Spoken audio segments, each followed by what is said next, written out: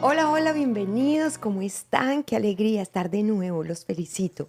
Sé que están muy juiciosos, estudiando, poniendo mucho cuidado a estos temas. La inteligencia emocional es muy importante. Es una habilidad que se puede mejorar, podemos crecer y esto nos va a servir increíblemente para nosotros mismos, para sentirnos mejor con nosotros mismos. Son herramientas maravillosas que nos da la Biblia también, porque estamos mostrando todos los consejos y los principios bíblicos están realmente de la mano con estos conceptos de pensar bien antes de actuar, renovar nuestros pensamientos. Ahorita les voy a dejar ese versículo para que ustedes vean cómo Dios mismo nos manda a cuidar de nuestra mente, a estar atentos con nuestra mente, con nuestros pensamientos. Bueno, está con nosotros hoy Valerie Ferro. Gracias, Hola, Valerie, por estar gracias. aquí. Lizeth Sosa, llamada Hola, Lichi por hola. todos nosotros. Gracias por estar también aquí. Y seguimos con este tema. Dentro de la inteligencia emocional, estamos tocando un tema que es muy importante, que se llaman distorsiones cognitivas. Y es muy importante que nosotros escuchemos de qué se trata, porque cuando nosotros entendemos de qué se trata, pues podemos decir, déjame ver qué tanto yo tengo un poquito de esto, o mi hijo, mi hija, y podemos, al ver de qué se trata, poder lidiar con estas cosas y con la ayuda de Dios ir saliendo de los traumas, de las vivencias que provocan todas estas cosas y entonces al conocernos mejor podemos también tener la habilidad de conocer nuestras emociones y cuando estamos mal, pues entonces conducirlas y que en lugar de que sean algo para mal de nosotros, se conviertan en una herramienta para bien, porque ya les he dicho, las emociones Dios las puso en nosotros para nuestra propia defensa, supervivencia, protección. El problema es cuando las emociones están ligadas a pensamientos dañinos y entonces producen sentimientos autodestructivos y destructivos. Entonces vamos a seguir trabajando con las distorsiones cognitivas. Recordemos la definición para que ustedes la tengan bien clara. Son patrones de pensamiento irracionales, automáticos y sesgados que deforman la realidad y generalmente potencializan lo negativo. La distorsión cognitiva, esa distorsión siempre se va más al lado negativo. Ese es el problema, que en todo lo que vivimos lo tratamos de mandar hacia lo negativo. Ya en episodios pasados hemos hablado del pensamiento de todo o nada, que son las personas que buscan perfección y cuando algo no sale perfecto, entonces es un fracaso. Hemos hablado de la generalización excesiva, que es esa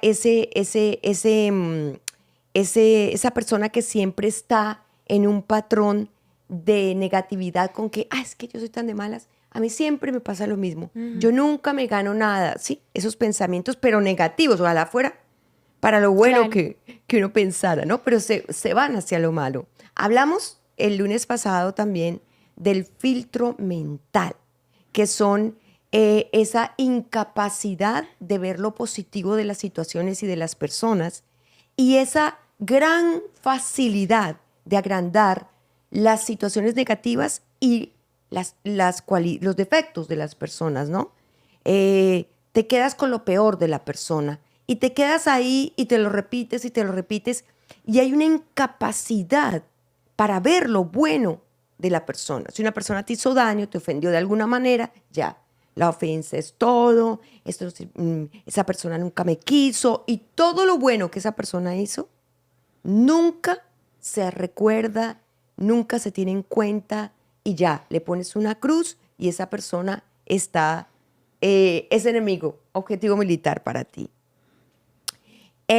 Otro que es importante, que vamos a empezar a hablar hoy, que es la descalificación de lo positivo, que es rechazar las experiencias. Ya digamos que no se trata de una persona, sino de una vivencia. Por ejemplo, en tu niñez, la persona que tiene esta distorsión solo se acuerda de lo malo. Y es que yo cuando chiquito esto y me pegaban. ¿Cómo se llama otra vez? Se llama descalificación de lo positivo. Ok. Descalificación de lo positivo. Entonces, todo se va hacia lo malo. Y porque tú, por ejemplo, podrías decir, yo recuerdo que cuando chiquita, digamos que tu papá es el problema, cuando vivía con mi papá, él me regañaba, me pegaba, me encerraba en el cuarto y me dejaba en time out, encerrada. Y luego cuando se divorció de mi mamá, nos abandonó y todo. Y tú le preguntas a la persona, ¿tú recuerdas algo positivo de tu papá? Y dice, no, nada. Es imposible. No hay una persona sobre la tierra que no tenga una cualidad ni que no tengas un recuerdo positivo al lado de una persona con la que conviviste. Eso es imposible. Entonces, la persona entra en esa negación y no tiene mucha dificultad para encontrar. Entre más grave es la distorsión cognitiva, o sea, entre más grande tiene ese rasgo de descalificación de lo positivo, más dificultad encuentra para ver lo positivo. Okay. Esto está pegado al trauma, obviamente. Si esa persona te defraudó, si esa persona te abandonó, tú sientes que te abandonó, nosotros agrandamos, todos agrandamos lo grande. Tengamos en cuenta que no todos estamos mal en este sentido de que tengamos una distorsión cognitiva grave. Todos agrandamos lo grande. El punto es que cuando a ti te pregunten por una persona que te ha hecho daño y tú digas, pero algo bueno tiene esa persona y la persona diga nada, esa persona está llena de rencor, no ha perdonado y sería bueno empezar a tratar de orar para que Dios le ponga a la persona la capacidad de perdonar genuinamente y de que Dios le abra el entendimiento y le despierte eso de poder ver.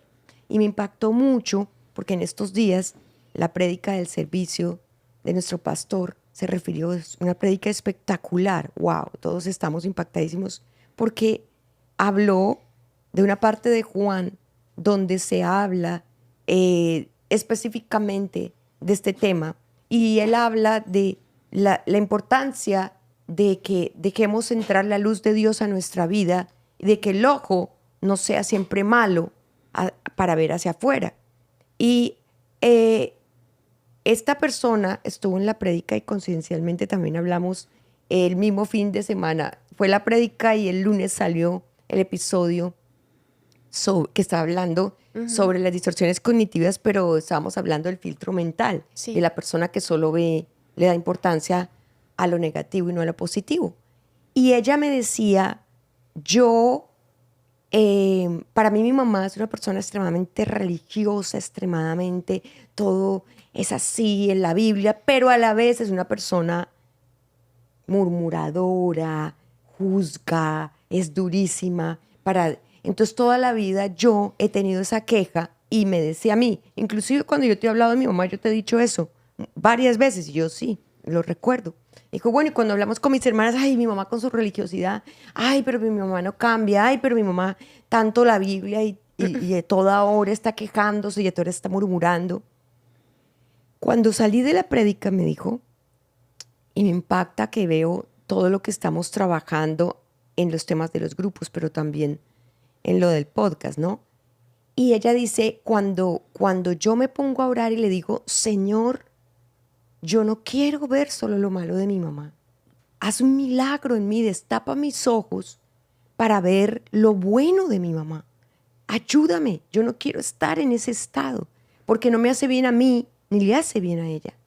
Y empezó a orar, y empezó a adorar al Señor, y empezó a adorar, y empezó a cantar al Señor cuando de repente le vino un pensamiento que fue como si Dios le hubiera hablado, y le dijo, gracias a tu mamá, tú y tus hermanas me conocen a mí y son salvas. Wow.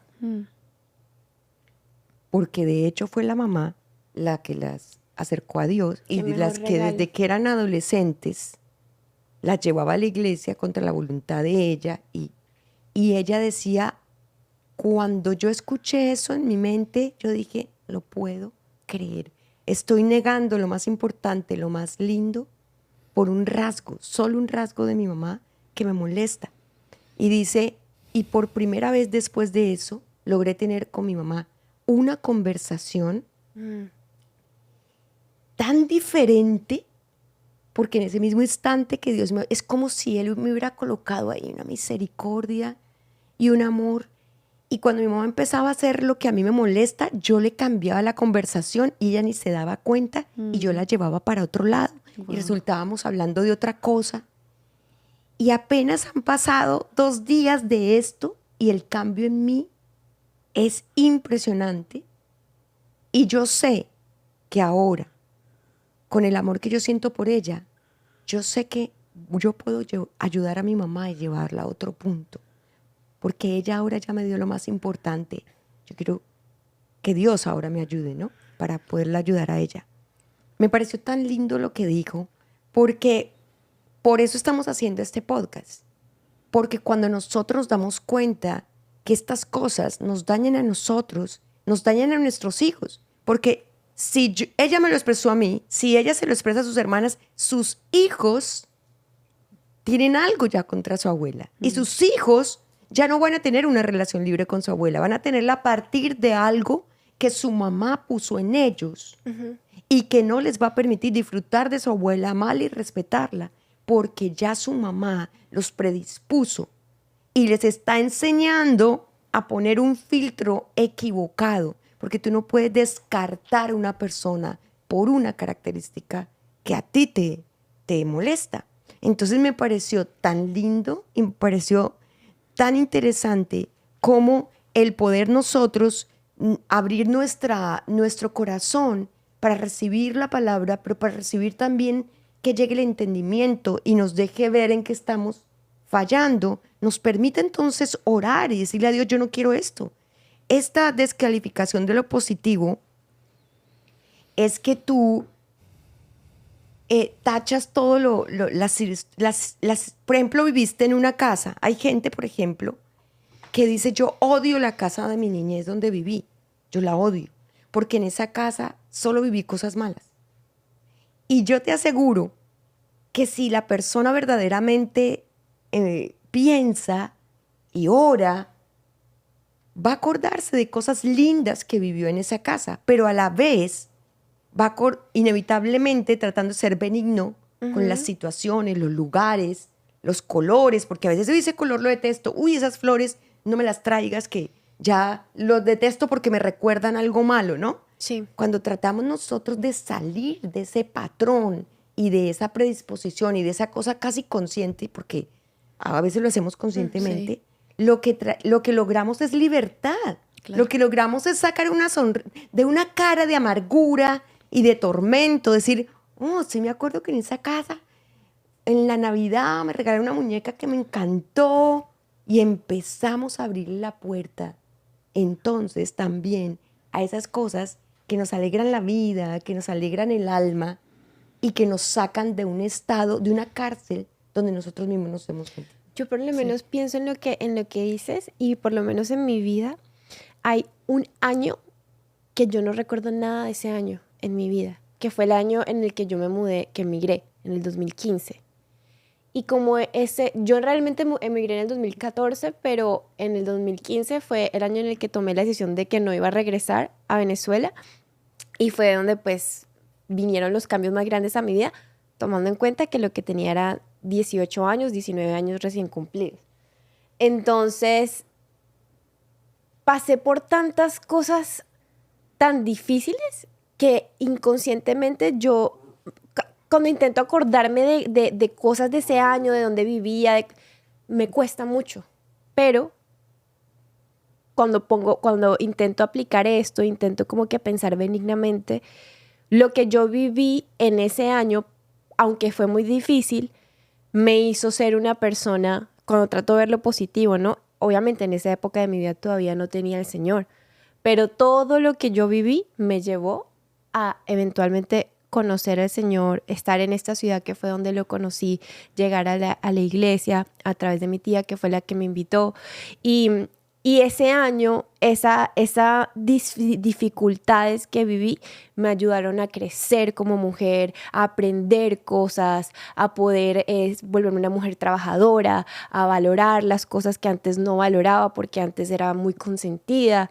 Entonces, sí, como Hicieron que de ti otra persona. hicieron de mí otra persona. Entonces, como que fue una experiencia, porque eso no necesariamente fue una cosa o una persona, pero sí fue un año completo de vivencias que por muchos años fue, yo intentando recordarlo, era tan difícil recordar que yo sencillamente y yo soy una persona muy buena recordando, como que yo me puedo acordar lo que pasó en el 2020, 21, 22, pero yo pienso en el 2015 y se viene negro. Incluso yo en ese año, yo tengo un tatuaje acá, yo ni siquiera me acuerdo como que en el momento en el que yo tomé la decisión, cuando fui, o sea, como que tengo que hacer un esfuerzo muy grande de acordarme porque yo tomé las decisiones que tomé en ese momento, pero es por eso, es porque fue tan difícil para mí que inconscientemente mi mente decidió bloquearla. Bloquear todo. Claro. A mí también, sabes que a mí me pasó cuando estuve en high school, dentro de los 4 años de la secundaria, pues para mí fue muy difícil porque la escuela donde estaba era una escuela, digamos, grado C, D, que estaban los peores estudiantes y siempre habían peleas. Bueno, que no habían hasta tiros, eso era para salir corriendo. Wow. Y la primera vez que yo llegué a la escuela, después de venir de mi país hacia acá, el primer día me querían pegar. Wow. Y recuerdo que era porque tenía pelo liso, o sea, porque tenía pelo bueno. Y me mandaron una nota en mi mochila. Bueno, primero fui a lunch, pensé que la mochila se dejaba en la clase y no se deja, se iba con uno. Y me vaciaron la mochila y le encontré la mochila todo botado, con los cuadernos escritos que me esperaban al salir de la escuela. Claro, el mensaje estaba en inglés, no lo entendía, pero pues yo ya estaba bajando las escaleras cuando me iban a agarrar. Recuerdo que una muchacha de Dios se paró delante de mí y le dijo a las personas que ella primero y después el resto. Entonces yo comencé como a adaptarme a adaptarme a lo malo y a hacer, no tenía la mentalidad para ser una niña mala, pero pues me adapté rápido, como que dije, tengo que sobrevivir esto y me junto con los más malos, así tiene que ser. Después de 4 años que estuve en la escuela y un poco de peleas en la escuela, recuerdo que una vez me gradué, me predican de Cristo, me mudo para el college, para la universidad, pero yo nunca, cada vez que iba a ir a visitar a mi mamá, yo nunca pasaba por esa calle de la escuela. Yo pasaba otra calle. Pero lo tenía consciente solo, pero no, o sea, no lo tenía presente todo el tiempo, pero se hacía consciente cuando yo pasaba, iba a la casa de mi mamá a visitarla. Y recuerdo que me predican del Evangelio y un día, como que, del Señor, yo soy esclava a esto, que solo me hace recordar de la escuela lo malo y me hace rechazar esos 4 años que yo viví. Y estos 4 años que yo viví acá yo pude graduarme de high school, aprender el inglés y fue de parte de Dios que me llevó atrás para recordarme dónde estaba ahora. Y le agradecí tanto al Señor y le agradecí también al Señor por todos los milagros y el cuidado que tuvo conmigo estando allí. Claro, cómo no perdí mi vida, supuesto. el plan perfecto del Señor. Pero esto me lleva a mí a pensar que de eso, solo esa situación afectó muchas situaciones en mi vida que inconscientemente había tomado decisiones que en el momento que me sintiera on a threat, amenazada, nunca más iba en mi conciencia, en mi fuerza, no repetirlo. Sí. No volver a vivirlo. En otras cosas que ni siquiera sabía, pero desde esas decisiones comencé a establecer principios. Cuando me duela o me van a dañar, no voy a hacer esto, no voy a repetir esto, no me va a volver a pasar.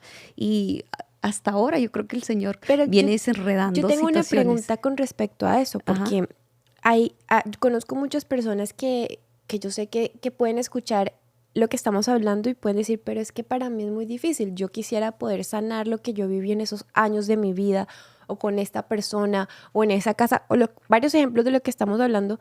Pero cuando intentan, es tanto el dolor que sienten al como que, por ejemplo, yo, digamos, como que fue lo que viví o no necesariamente yo, cualquier persona que diga yo intento y yo quiero recibir esa sanidad, yo quiero poder ver lo bueno, pero sienten mucho, mucho dolor. ¿Qué puede hacer una persona en ese proceso cuando intenta hacer lo que estamos haciendo, lo que estamos hablando, pero el dolor es tanto que prefieren? Sí, lo que yo pienso es la herramienta tan maravillosa que es la adoración. Cuando hablo de adoración, hablo de música de adoración. La música de adoración se diferencia con otra música cristiana en que la adoración siempre está exaltando a Dios o a Jesucristo. Es muy importante que en los tiempos de ayuno y de oración, que nosotros queremos hablar con Dios cosas profundas, tengamos música genuina de adoración. Hay música donde nosotros cantamos cosas que nos hacen bien a nosotros, que es parte de, que nos ayuda, puede ser que sea una ayuda, puede ser que nos recuerde el amor de Dios. Y hay canciones de alabanza que son alegres, pero son cosas distintas. El punto es que cuando nosotros estamos en un tiempo y nos arrodillamos y empezamos a adorar a Dios, y en ese momento de adoración empezamos a hablar con Él y a decirle que nos dé la fuerza para hacerlo, que queremos sentir que Él está con nosotros y tener la fuerza para hablar con Él de eso que sentimos. Y entablar una conversación como con una persona. Y muchas veces es sano y está bien, porque miren los salmos, y los salmos dicen: ante ti expondré mi queja, y en los salmos hay esa queja que no es la queja mala, sino es esa conversación con Dios. Como dijo el Señor: venid a mí todos los que estáis cansados y cargados, yo os haré descansar. Poner esa carga, pero ¿cómo la ponemos? Pues hablando, es hablando y diciendo: Señor, me siento triste, ¿por qué tuve que pasar por esto? ¿Por qué esta persona tuvo que hacerme esto? Es porque nosotros tenemos derecho a poner ante Dios esos porqués. Y seguimos alabando, entre que hablamos con Él, seguimos cantando y seguimos adorando, va a venir la sanidad, va a venir las respuestas de Dios, que no necesariamente son puntuales respuestas a tus preguntas, casi siempre tiene que ver con su amor, con lo que te va a hacer sentir que estabas en medio de todo protegida, que en medio de todo Él estuvo contigo, que había un plan. Pero es la forma más sana. Si tienes a mano, si tienes una iglesia a mano y tienes una persona confiable que sea ministro o ministra de la iglesia, un líder, si no te sientes capaz solito, con quien puedas hablar del tema y esa persona puede ayudarte y guiarte una oración, también lo puedes hacer.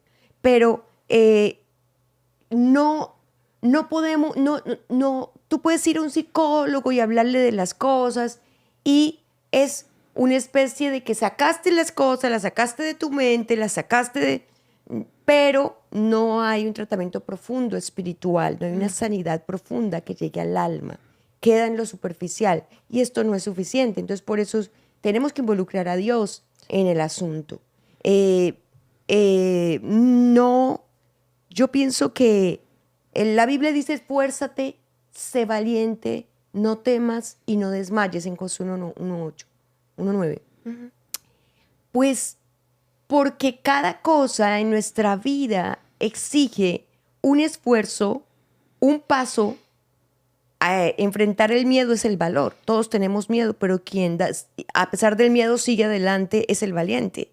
Entonces, y sé constante, o sea, no desmayes, es porque no podemos darnos por vencidos de buscar a Dios y que Él nos permita hablar de estas cosas y salir de las prisiones y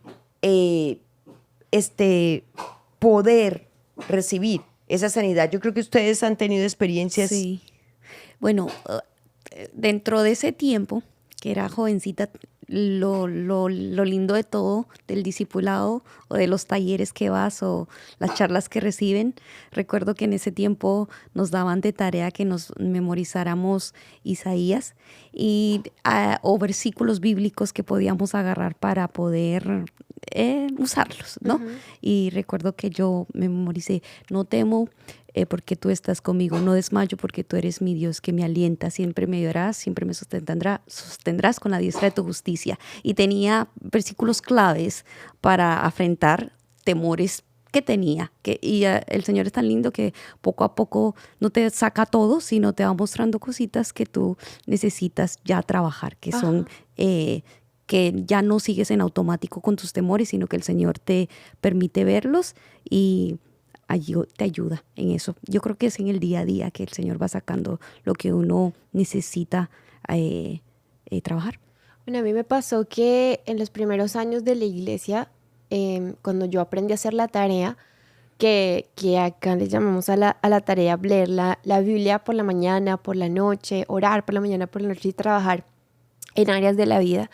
Cuando yo comencé a leer la Biblia, el Nuevo Testamento, me acuerdo que en esa misma época que yo estaba recién llegada y pues tenía 20 años, entra mucho, típico de la edad también, la comparación, no tanto la envidia, pero sí como que yo me acuerdo que a mí me daba muy duro ver, por ejemplo, niñas de mi edad que yo veía que, por ejemplo, crecieron en la iglesia, y vivieron vidas muy diferentes a la mía, obviamente. Y yo me preguntaba, y yo tenía esa queja con Dios se convirtió en una queja después, pero al principio era como que esa comparación pero ¿por qué yo tuve que vivir las cosas que viví a los 18, 19 años y no pude llegar al Señor antes? Y era de verdad algo que a mí me dolía mucho porque yo decía, ¿por qué? O sea, ¿por qué Dios no pudo llegar a mi vida? O porque yo no pude conocer la iglesia mucho antes o nacer en la iglesia, ¿no? Entonces, y eso era a raíz de la comparación.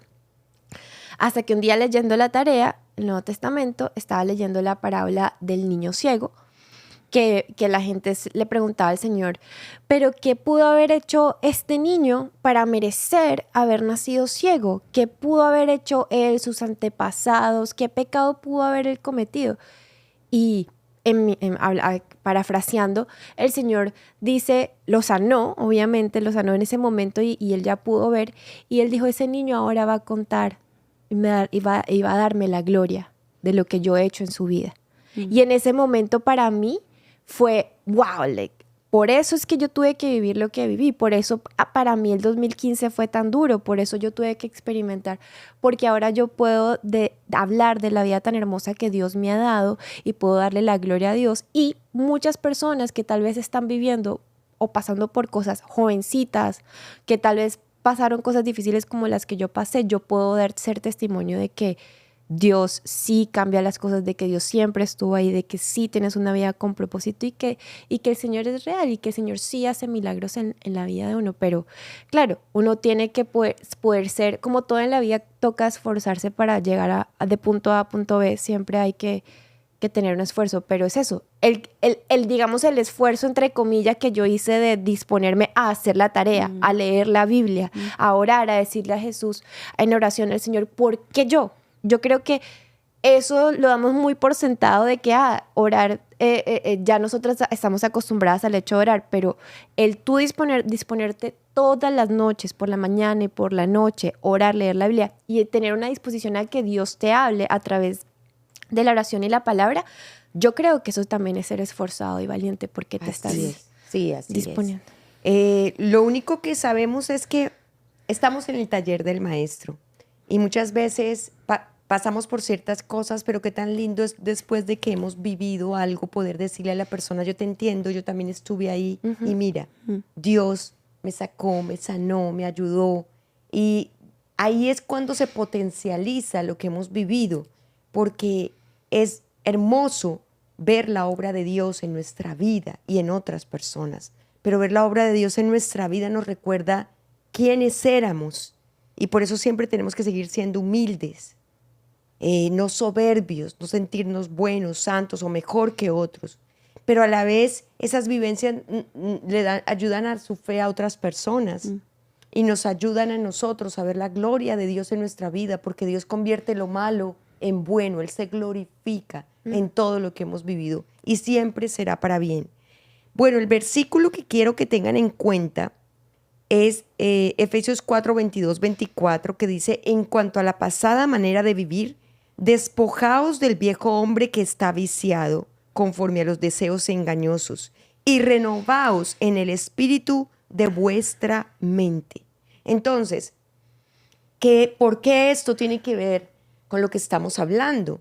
Porque necesitamos entender que venimos de una manera pasada de vivir. Nos han enseñado a vivir de una manera, han implantado principios en nosotros. Hemos visto el ejemplo de algunas cosas malas, porque las personas que lo hicieron no sabían, no tenían este conocimiento. Entonces, eso es lo que pasa, que no solo es lo que nosotros mismos traemos de cosecha nuestra, sino lo que viene. Y ahora tenemos que saber que nuestra mente tiene que ser renovada, y lo único que la renueva es la palabra de Dios. Y lo único que la renueva es tomar decisiones y pedirle a Dios ayuda para que todas estas cosas que han sido implantadas en nosotros, sea por el ejemplo de algunos, o sea por trauma o por malas experiencias, pues que no tenga más poder sobre nosotros para amargarnos, para atormentarnos, para quitarnos paz, sino que Dios nos permita ver lo bueno. Por eso dice la Biblia: los que amamos a Dios, todas las cosas nos ayudan a bien. ¿Qué te obliga ese versículo? A buscar lo bueno dentro de lo malo, a tener fe y a confiar en un Padre que te ama, te cuida y que te mostrará que en medio de todo siempre ha estado contigo. Vamos a orar, si les parece. Papito hermoso, gracias te damos en este día, porque tú has llegado a nuestra vida y nos has dado la certeza de que nos amas. Cuando has dado a tu Hijo Santo para venir a este mundo a sufrir y a morir en la cruz para el perdón de nuestros pecados y a resucitar de los muertos para darnos el regalo de vida eterna. Señor, haz el milagro en nosotros. Destapa nuestros oídos y nuestros ojos, abre nuestro entendimiento para que podamos ver las cosas buenas, lindas, especiales de la vida nuestra, de lo malo. Señor, pon tu luz y que nosotros podamos ver lo mejor de cada experiencia, lo más lindo, lo más bueno, y que podamos atesorar eso en nuestro corazón. Y para lo demás, danos el perdón.